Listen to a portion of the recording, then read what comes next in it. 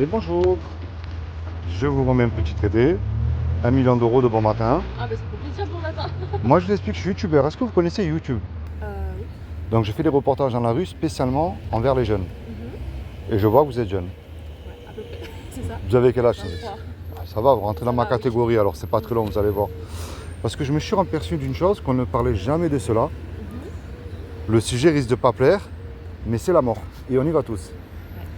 Et ça, on passe tous sur ce chemin-là, qu'on le veuille ou pas, que ce soit en prison, dans un hôpital, en très bonne santé. J'ai l'impression, donc ouais.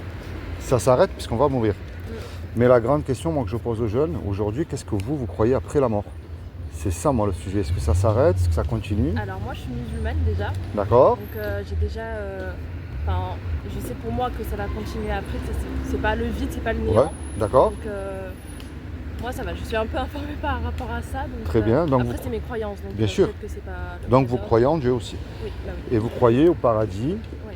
et à l'enfer et au milieu ce qu'on appelle un jugement. Exactement. Ah ben c'est le sujet. Donc aux yeux de Dieu, comment est-ce que vous savez vous si vous faites du bien ou si vous faites du mal? Sur quoi est-ce que vous vous basez? Alors, ça c'est compliqué, honnêtement c'est très compliqué. Hein. D'accord. Parce que déjà, bon, faut être une bonne personne, ça, pour moi c'est compliqué quand même de l'être tout le temps. Enfin, j'essaie d'être Ouais. au mieux, mais bon, c'est un peu compliqué, surtout dans la période dans laquelle on vit. Oui. On n'a pas facilement confiance, mais franchement c'est compliqué, c'est une question super compliquée. Je peux pas dire si je peux savoir comment aller au paradis ou pas, je sais qu'il faut faire de bonnes actions. Ouais. Faut faire le mieux, mais après... Ben, vous savez sur quoi moi je me base personnellement? Alors je vous rassure, je ne suis pas témoin de Jéhovah, ni rien de tout ça, je ne remplis ni une église, ni une mosquée, aucun banc. Comme ça, c'est annoncé d'avance. Et je ne vous juge pas non plus. Voilà. Moi je me base sur une loi qui est les 10 commandements, qui est la loi de Moussa, qui est la loi de Moïse que les musulmans acceptent. Et elle est belle cette loi, parce qu'avant que je vous l'annonce, elle montre comment en vérité je ne peux pas vous juger. Et vous allez voir pourquoi. Et elle ferme la bouche aussi à tous les religieux qui soient mieux que nous. Hein. Il y a un commandement qui dit tu ne mentiras point. Est-ce que ça vous est déjà arrivé de dire un mensonge? Ah bah oui, je vais pas mentir sur ça quand même, je vais pas commencer par de toute manière, quelqu'un qui dit qu'il n'a pas menti une fois, c'est un menteur. Bah, On est d'accord.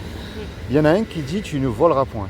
Est-ce que ça vous est déjà arrivé de prendre quelque chose qui n'est pas à vous? Ça, non. Alors vous savez, voler c'est très simple. Vous téléchargez une musique sans la payer par exemple. Eh oui. Plus jeune. Oui, c'est bête, mais on ne pense pas à ça. Mais des choses comme ça, c'est vrai qu'on n'y pense pas. Imaginez, vous êtes une artiste et moi je télécharge votre musique sans la payer. À vos yeux, ça reste injuste parce que c'est du vol. Ça, c'est vrai. Il y en a un qui dit tu honoreras toujours tes parents. Attention, il y a un piège. Est-ce que vous croyez que vous les avez toujours honorés? Waouh, ça c'est compliqué. Hein. Je dirais que... j'espère que oui, mais je pense pas. J'espère. Moi je pense que la crise de l'adolescence, on passe tous sur ce chemin-là. Hein. Un petit peu la désobéissance aux parents. Honnêtement, non, j'ai pas été... Ouais. C'est un peu compliqué sur ça, par contre, ça va. J'ai été tranquille sur ça. Par exemple, parce que vous leur avez déjà menti ou désobéi? Désobéi, oui, quand c'était vraiment l'adolescence, c'était... Oh, je veux Vous voyez, sortir, c'est compliqué. voilà. Hein. Il y en a un qui lui dit tu mettras toujours Dieu lui en premier dans ton cœur. Alors avant de donner votre réponse, j'ai remarqué, jeune ou moins jeune, hein, qu'on met Dieu quand tout va mal dans notre vie. Problème de finances, problème de couple, prison, maladie. Mais lorsque tout va bien, est-ce que nous le mettons en premier dans notre cœur? Oui, personnellement oui, c'est mon cas. Moi c'est ce que je crois. Si vous vivez aujourd'hui, c'est une faveur que Dieu vous accorde. Ouais. Mais pour vous rapprocher de lui. Et un dernier, un commandement qui dit tu ne commettras point d'adultère. Mais il y a un homme qui s'appelle Jésus qui a mis une barre au-dessus. Quiconque a regardé un homme ou une femme avec de la convoitise a déjà commis un adultère dans son cœur. Et moi je vais même plus loin, quel est l'homme ou la femme qui peut dire j'ai jamais regardé une image qu'il ne fallait pas? Vous voyez? Et vous, pourquoi elle est belle cette loi? Parce que ce que mon prochain a commis, je l'ai commis aussi. Et voire plus, parce que j'ai de l'âge, donc j'ai du compteur au kilomètre. Hein. Ah oui. C'est pour ça qu'il ne faut vraiment pas de jugement. J'essaie toujours de garder le bon soupçon. Ouais. Vraiment, même quand des fois le cas, c'est vraiment un cas désespéré, mais j'essaie toujours de garder le bon soupçon. Et bien sûr. Ça, c'est vraiment un travail sur moi que je suis en train de faire en ce moment. Et voilà. Mais vous savez, Jésus a dit une phrase qui est merveilleuse, personne n'est bon. Montrez-moi que ce soit un bon musulman, un bon chrétien, un bon bouddhiste, un bon témoin de Jéhovah, ce que vous voulez. Ça n'existe pas. Non, ça n'existe pas. On est d'accord sur ce sujet-là. Maintenant, moi, je reviens vers vous là avec la loi que je viens de vous annoncer. Là, on reste sur la loi pour l'instant. Dieu est amour, et moi, ça, je le crois. Mais puisqu'il est amour et qu'il est Dieu, il est obligé d'appliquer sa justice parce qu'il n'est pas Dieu sinon. Imaginez un Dieu tellement saint, il n'a pas dit tu peux mentir pour faire du bien. Hein. Tu ne mentiras point. Là, c'est comme si vous vous regardez vous toute seule dans le miroir.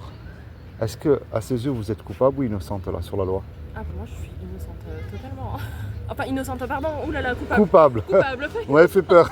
Non, non, totalement, non, c'est impossible. Et vous Pour moi, voyez, c'est impossible. cette loi, elle est belle parce qu'elle montre, que ce soit homme ou femme, qu'on Ah est non, pécheur elle est ou jamais pécheresse parfaite. aux yeux de Elle est Dieu. jamais parfaite sur ça, je Eh le oui. sais bien. Mais ça, c'est la mauvaise nouvelle. C'est comme si que vous êtes une très bonne athlète et je suis votre médecin. Moi, je vous ai fait faire une radio, vous venez me voir. Mais j'ai découvert sur la radio que... Exactement. Ouais. Et ça s'appelle le péché. Et ça, vous voyez, c'est ça qui nous éloigne de Dieu et qui nous envoie dans un endroit que nous appelons l'enfer. Et ce, pour l'éternité. Et vous voyez, on ne veut pas en parler et on ne veut pas y croire pour certaines personnes pour continuer à faire Ça, c'est nos vrai, mauvaises œuvres. Hein. Ouais. C'est comme si vous demandez à un cambrioleur de rentrer dans un commissariat de police. Ouais. C'est un peu la même chose. C'est exactement ça. Oui. Mais ça, c'est la mauvaise nouvelle. Moi, je vous amène une bonne nouvelle de bon matin. Pour moi, c'est vrai que Dieu il nous aime parce qu'il est riche en miséricorde et en bonté. Et il ne veut pas nous punir. Il ne veut pas nous envoyer en enfer. Mais il faut remettre les choses en ordre. Hein. Dieu enverra bien le pécheur en enfer et non pas le péché. Hein. On est d'accord? C'est logique. Est-ce que vous savez ce que Dieu a fait pour vous il y a 2000 ans? Pour vous éviter justement d'y aller en enfer.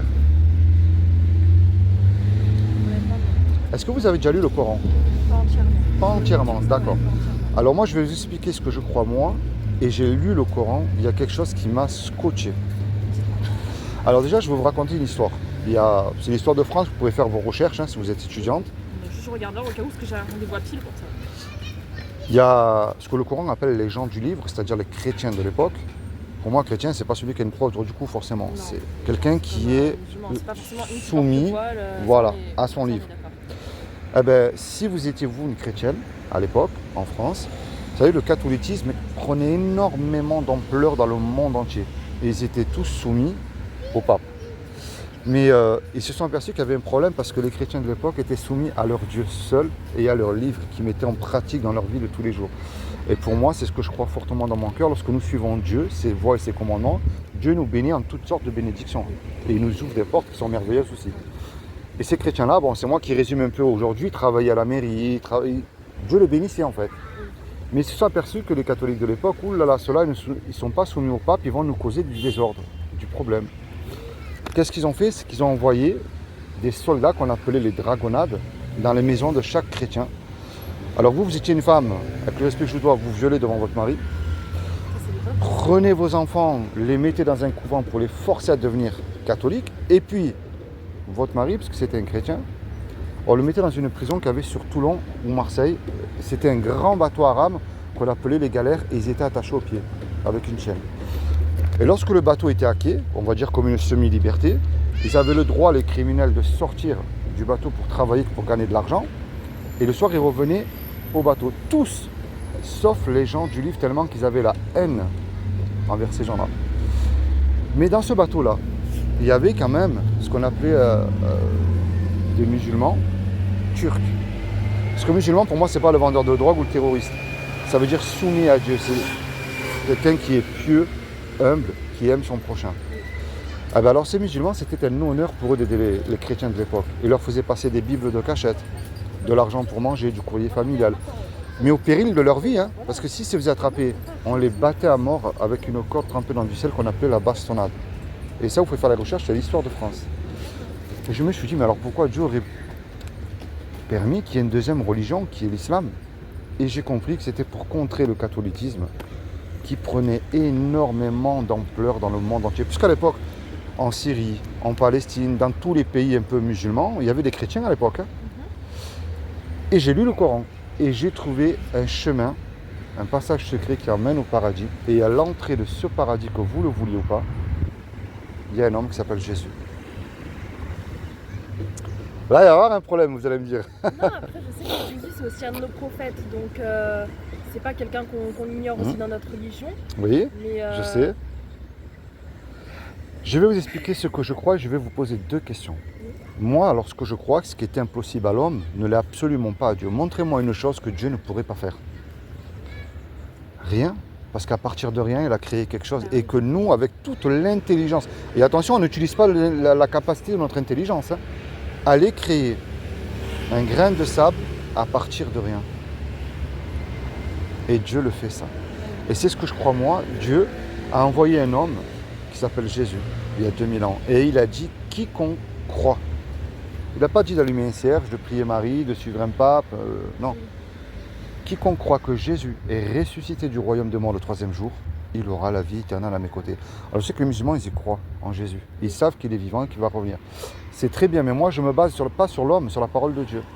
Il y a écrit, tu fais bien de croire parce que les démons, non seulement ils existent, croient aussi en Jésus, et ils tremblent.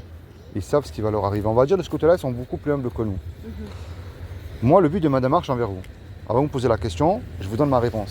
Ça s'appelle la repentance, c'est la clé.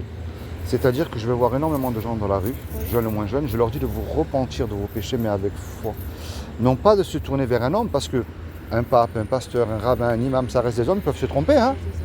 Mais Dieu ne peut pas se tromper et encore moins mentir. Imaginez, vous et moi, on va braquer le MDA là qui est derrière. Ouais. On prend la caisse, on se fait attraper tous les deux.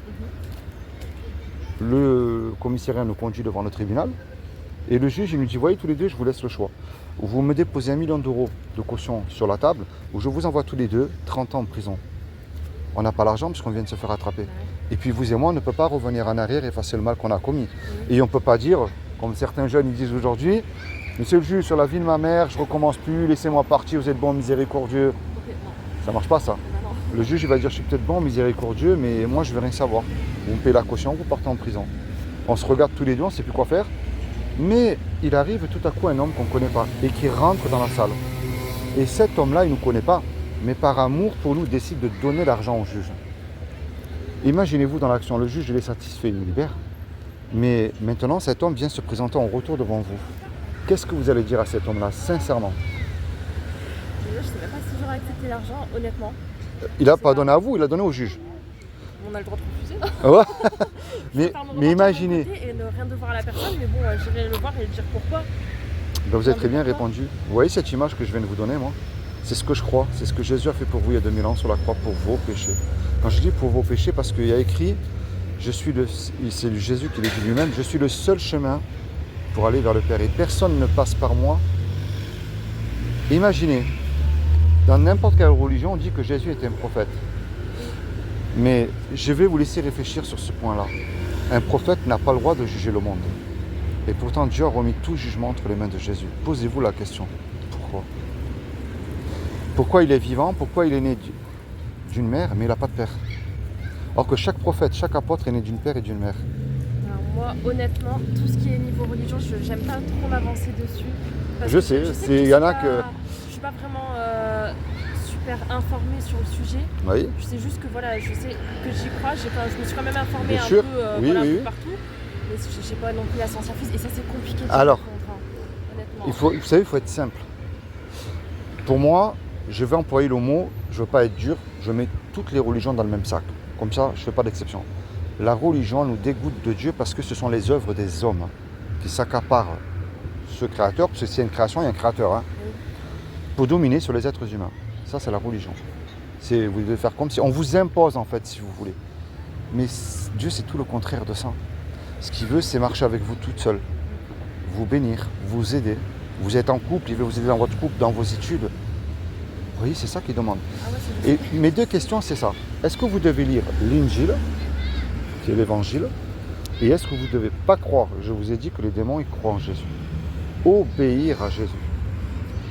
Obéir, je lis ce qu'il me dit de lire, et je suis ses commandements. Mes deux questions sont simples. Est-ce que vous devez faire cela? Je sais pas. Honnêtement, je ne saurais pas dire. Répondez-moi oui, juste oui ou non. Hein. Soit oui. Bon, vous avez bien répondu parce que regardez bien. Ça, c'est ce qu'enseigne le Coran. Bon, je l'ai dans le sac à dos, mais je ne me suis pas lavé les mains, donc je ne vais pas le prendre. Là, il y a les numéros des sourates. Oui. Là, c'est la même chose en arabe. Le Coran enseigne que le véritable musulman ou musulmane doit suivre l'Injil. Et nous avons envoyé après eux Jésus, fils de Marie, pour confirmer, pas retirer, ce qu'il y avait dans la Torah avant lui. Et nous lui avons donné l'évangile, où il y a guide et lumière. C'est-à-dire que le Coran il enseigne que ce n'est pas lui le guide et la lumière. Le Coran enseigne que l'évangile est un guide et il y a une lumière. Et Jésus dit dans l'évangile, je suis la lumière du monde. Après, je pense que oui, c'est quand même bien de lire pour Moi, voir je dis que pour moi, c'est important Dieu, ce qu'il nous demande, c'est de le chercher, de lire, se Bah renseigner. oui, c'est super important, sinon on peut pas trouver, on peut pas savoir exactement. Exactement. Je sais très bien que c'est pas parce que je suis née dans ce cercle de Ouais, l'islam ouais. que forcément je dois suivre ce chemin. Je sais que c'est à moi de Bien sûr. m'informer, bien sûr. Bien sûr. Mais, Mais vous savez, il y en a, c'est pareil, ils naissent catholiques parce que leurs parents sont catholiques. Mais et après, soit ils sont athées, soit ils sont musulmans, Exactement. Oui, ça, oui. le Coran enseigne que le véritable musulman doit obéir à Jésus. Ça, c'est la sourate l'ornement. Et quand Jésus apporta l'épreuve, il dit, là, c'est Jésus qui parle. Je suis venu à vous avec la sagesse et pour vous expliquer certains de vos sujets de désaccord. Craignez Dieu et obéissez-moi. Il y en a qui me disent, oui, mais ça c'était avant pour le peuple juif. Ok. Moi, c'est comme moi, ma Bible. Si je la prends, je prends tout, je ne prends pas une page. Ça y est, je vous laisse. Alors, ça, je vous le laisse. Oui, s'il vous plaît. Lisez-le. Est-ce que vous avez déjà lu la Bible? Non, j'ai lu quelques passages, mais non, honnêtement, non, jamais. Est-ce que vous avez une Bible à vous personnelle? Non. Est-ce que vous en voulez une? C'est gratuit. Oui, pourquoi pas. Ah ben je vous la donne. Moi je vais pour ça dans la rue. Même si c'est à peu d'informer. Ben je vous encourage à le faire. En tout cas, je vous remercie. Vous voyez, je pourrais répondre à ces questions. Ah ben oui. C'est comment votre prénom? Anissa. Anissa? Anissa, ouais. Moi c'est Philippe. Enchantée. Alors, j'ai mis un petit marque-page. Bon, vous lisez où vous voulez. Hein. Oui. Moi, je vous encourage à commencer à lire dans le livre de Jean pour connaître Jésus, lui seul. Ok, d'accord. Ben, ça m'a fait super plaisir. Avec plaisir. Je vous serre la main quand même. Soyez bénis, vous et toute votre famille. Ça Merci. s'appelle Nice pour Jésus, vous pourrez regarder. Ok, ça marche. Et puis, moi, je vous encourage. Vous avez très bien répondu et que Dieu vous bénisse aussi. Merci, au revoir.